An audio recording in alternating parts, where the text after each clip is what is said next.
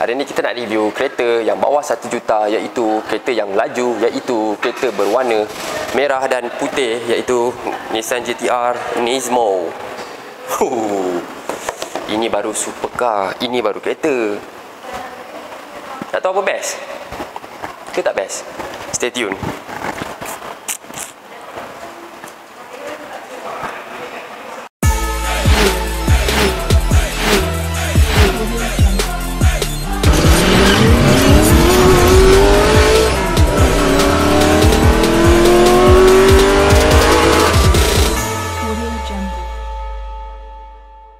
Okey. Sini. Cuba tengok. Nampak tak? Inilah dia GT-R. Kepada sesiapa yang tak tahu GT-R, inilah GT-R. Wah. Kroni semua ni. Okey, tapi tak apa. Kita tak nak cerita semua benda yang best. So, semua kereta mesti ada yang tak best kan? Okey, so part saya cerita kelebihan GT-R lah. So, GT-R ni tahun 2017. Datangkan dengan Nismo spec lah. Okey, Nismo spec. Kita tengok apa enjin dia. Enjin dia menggunakan enjin V10 ya. Tak ada lah. So dalam dia enjin V6 masih lagi sama, tak ada yang lain pun. Okey, ni enjin dia. Tapi yang saya menyampah, hood dia berat. Version ni semua tapi hood berat. Tapi tak apalah. Kena tongkatkan lagi benda ni. Bila nak modern? Come on bro. Come on Nissan. Dah tahun 2018 ni kereta pun still macam ni ke? Okey. So horsepower dia dalam 600 horsepower. Kereta ni dikuatkan dengan twin turbo V6 3.8 liter. Okay. So apa yang best pasal edition Nismo ni, dia datang dengan, dia dah ditune sampai 600 horsepower. Bukanlah tinggi mana pun nanti 600 horsepower. Cuma dia banyak aksesoris Nismo. Okay. So, dia banyak tambah carbon fiber dekat depan, carbon fiber dekat side skirt, carbon fiber dekat belah dalam pun ada. Sekejap lagi kita tengok. Okey, rim didatangkan dengan 20 inci sport rim. 6 sport depan, 6 sport belakang. 6 sport depan, 6 sport belakang 6 sport depan, 6 sport belakang.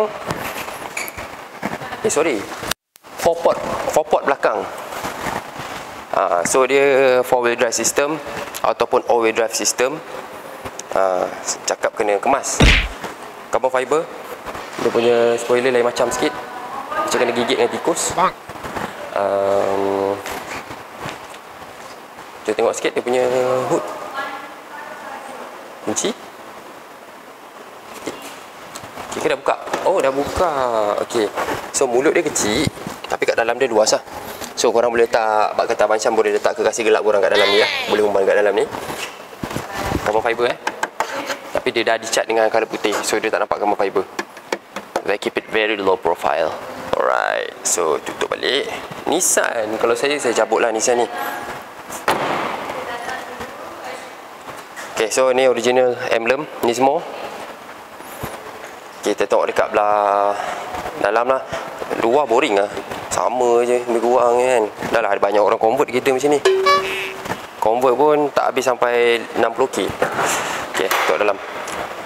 Okay, so belah dalam dia pula. So sebabkan ni version 2017 punya kereta, so control unit dia semua dah lain. Dekat sini kalau korang boleh nampak, ini merupakan tombol GT-R yang version baru lah, compare dengan yang lama. So push start button dia dah ada dekat belah tepi ni sebab selalunya GT-R push start button dia dekat sini, dekat logo Nismo ni. Sebabkan dia edition baru, so dia kat sini lah. Okay, so dia bagi emblem Nismo. Control unit dah macam ala-ala BMW. Kita try test start sikit.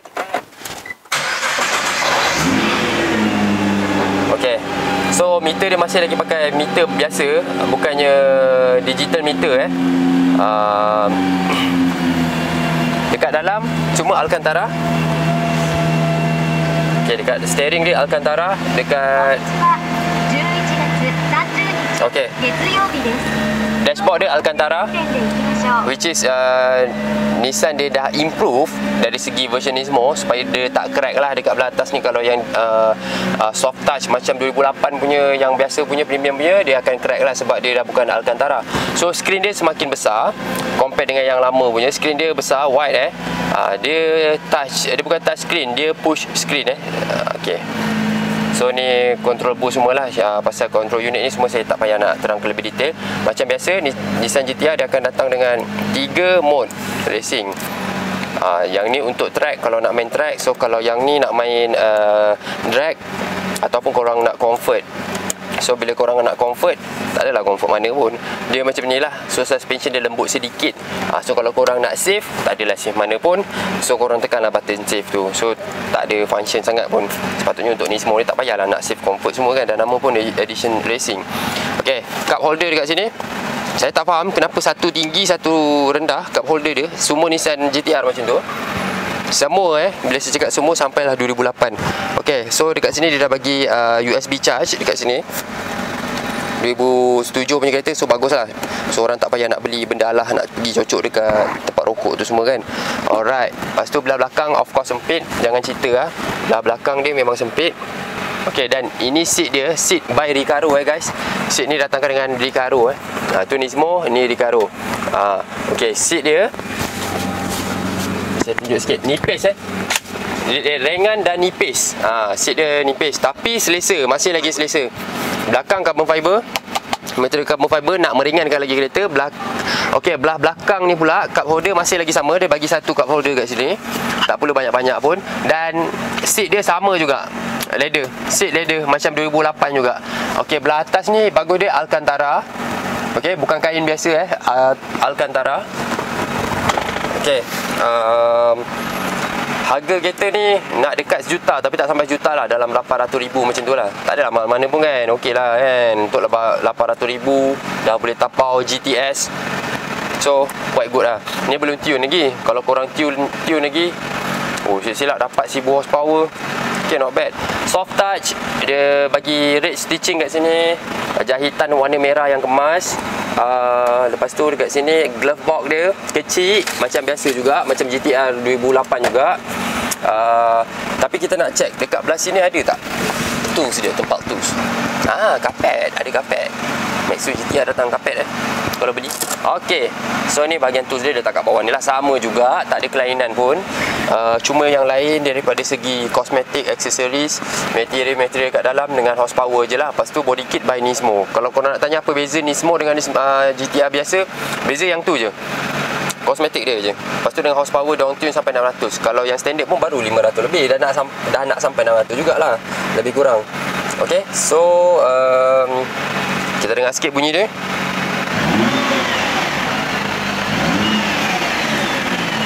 Bunyi bis, tapi tak dengar lah kan, sebab ya saya kat dalam kereta. Kita off dulu. Okay,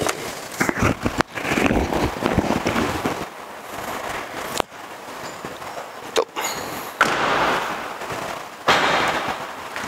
Jadi korang pilihlah sendiri. Kalau saya memanglah beli kereta ni, tapi bukan version Nismo lah. Version 2008 pun dah cukup dah. Sebab ada je orang convert 2008 jadi Nismo macam ni.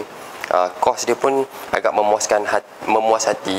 Tak adalah sampai beratus ribu nak convert, tapi convert bahagian luar lah. Dalam lain pula cerita dia. So memang dah ada pun orang buat. Lepas tu lagi satu, horsepower dia baru 600. Kalau Nismo ni didatangkan dengan 900 horsepower, so berbaloi beli. Tapi dia datang dengan 600 horsepower saja. Bermakna GT-R 2008 pun kalau tune yang tak sampai 10,000, harga nak tune, nak kos ubah suai enjin tak sampai 10,000, korang dah boleh dapat 650 horsepower macam tu. So duit korang terpulanglah kat korang, kereta korang, idea korang. So apa kata kita dengar pendapat Abang Syam, berbaloi ke tak beli GT-R ni? Kita pergi cik lah.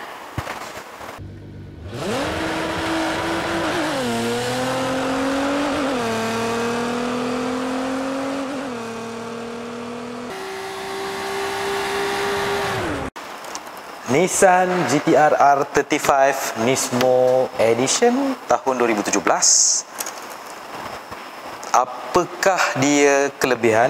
Kelebihan Kero dah cerita. Saya nak cerita pula kekurangan pada pandangan mata saya. First kali saya akan tengok dulu dekat dia punya kunci. Ni kunci dia. Kunci dia sama je daripada GT-R first model sampailah sekarang. Macam ni je kunci dia. Dan untuk makluman korang, kereta ni harga dia dekat RM1 juta. Come on lah Nissan. Patutnya untuk keluar model yang special macam ni, kunci pun korang kena buat yang special. Buatlah style macam BMW, Mercedes yang terkini, diorang semua buat digital. Jadi come on lah, ubah kunci ni untuk model yang special. Ni satu. Seterusnya, kereta ni yang saya rasa kurang sikit kelebihan dia tadi, apa kekurangan dia adalah daripada segi harga. Harganya terlalu mahal, dekat RM 1 juta. So korang cuma dapat Nissan GT-R, yang mana kereta ni bukanlah supercar, yang ini cuma kita panggil sport car saja. Dengan RM 1 juta sebenarnya korang boleh beli Lamborghini Huracan, Nissan Mercedes GT-R, Mercedes GTS, dan lain-lain supercar korang boleh dapat lah. Yang ini cuma sport car je, harga dekat 1 juta. Dan apa lagi yang saya rasa kurang yang seterusnya adalah daripada segi kuasa enjin dia. Kuasa enjin dia cuma 600 horsepower. Kereta ni memang orang panggil kereta rempit. Nissan sepatutnya untuk kereta yang harga dekat 1 juta ni, dia kena tingkatkan lagi dia punya horsepower. Macam Kero cakap tadi, 900 horsepower. Buatlah 900 horsepower, barulah kena dengan harganya. Lagi satu yang menyebabkan dia mahal ni adalah daripada segi dia punya kit dia lah. Macam dia punya sport rim, dia punya body kit carbon fiber, dia punya spoiler, lepas tu dia punya dalaman dia, semuanya dia buat untuk Nismo. Dan macam Kero cakap tadi juga, sebenarnya benda ni kalau kita beli Nissan GT-R yang model sebelum-sebelum ni, korang boleh convert je untuk jadi Nismo. Cuma apa yang korang tak boleh dapat adalah satu enjin dia, kuasa enjin dia 600 power. Tapi kalau korang ada buat modal, ada keluar modal sendiri, korang boleh dapat lebih daripada 600 power.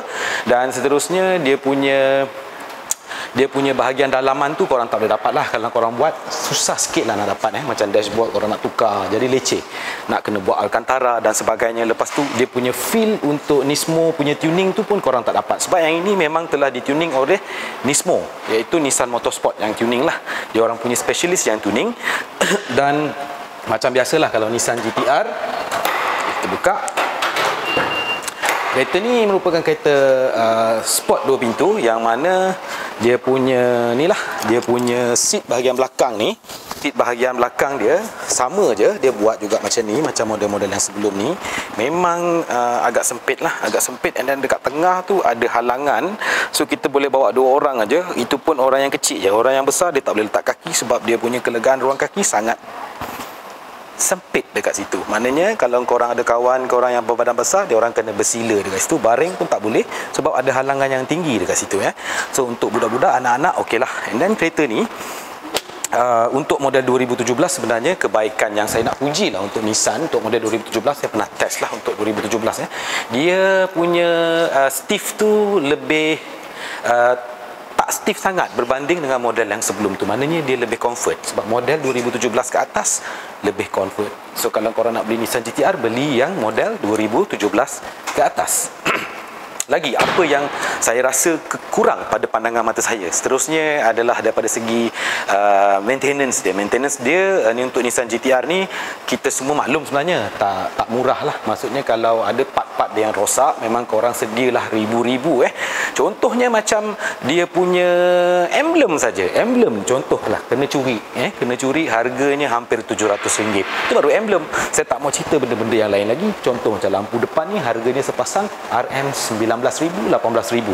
Katakan pecah. Untuk sport rim pula, katakan sport rim bengkok. So korang nak kena ganti sport rim yang sama macam ni, harga dia RM40,000. Murah ke mahal? RM40,000. Dapat Myvi sebiji kot. Dan seat dia juga yang menyebabkan dia mahal ni. Untuk makluman korang, seat dia ni berharga kalau tak silap saya, RM56,000 untuk seat ni saja. Steering RM18,000. Dan semuanya mahal-mahal kat sini. Bayangkan kalau benda-benda ni semua dia dah rosak ke apa ke, korang nak tukar, sedialah duit yang banyak. Seterusnya, apa lagi kekurangan dia? Kekurangan dia dah tentulah dia punya Rotex. Rotex dia lebih kurang RM5,780. Itu belum termasuk insurans. Kalau kereta Nissan GT-R Nismo yang harga market dia dekat sejuta ni, berapa puluh ribu pula nak bayar untuk insurans. Bayangkan, yang itu korang bayar habis macam tu saja. Maknanya tiap tahun korang kena renew dan seterusnya. Duit korang habis macam tu saja untuk beli insurans dan juga Rotex dia. Lagi apa yang saya tak suka? Mari kita tengok bahagian boot belakang dia.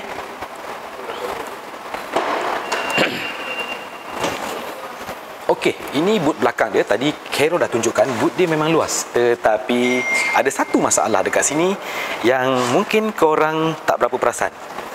Korang bayangkan, korang punya barang dekat sini. Barang korang kat sini berat.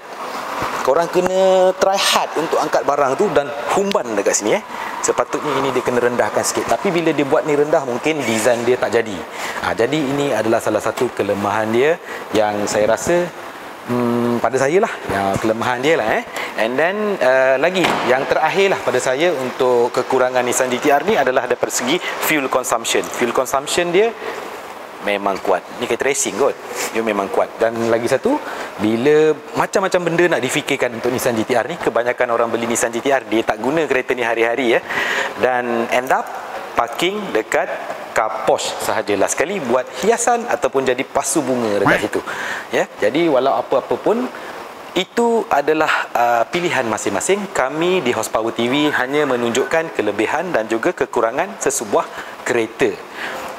Korang nak beli, korang tak nak beli, terpulang kepada korang punya pertimbangan. Dan yang penting, jangan sampai menyusahkan diri sendiri, jangan menyusahkan mak bapak, jangan menyusahkan jiran sebelah. Ingat kata-kata ni, ukur baju di badan sendiri, jangan ukur baju dekat jiran sebelah, sebab saiz badan kita tak sama.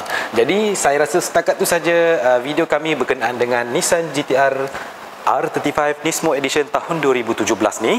Dan sebelum saya mengakhiri video, suka saya nak bagi tahu sebenarnya segmen video kita pada kali ini ditaja oleh Tab Otomotif yang terletak di Glen Mary Shah Alam. Kalau korang nak datang sini, korang boleh call dia punya sales executive, nama Encik Nadim 012-501-5828. Sehingga itu, jangan lupa untuk tonton video ini sampai habis dan tinggalkan komen korang dekat bawah tu. And then jangan lupa untuk like juga, dan share video ni kepada kawan-kawan korang yang tengah mencari Nissan GT-R. Jadi last sekali, kalau kepada sesiapa yang belum subscribe tu, kami mohon anda untuk subscribe channel ni. Jadi setakat tu saja. Assalamualaikum warahmatullahi wabarakatuh. Salam sejahtera dan goodbye. Semoga kita berjumpa lagi.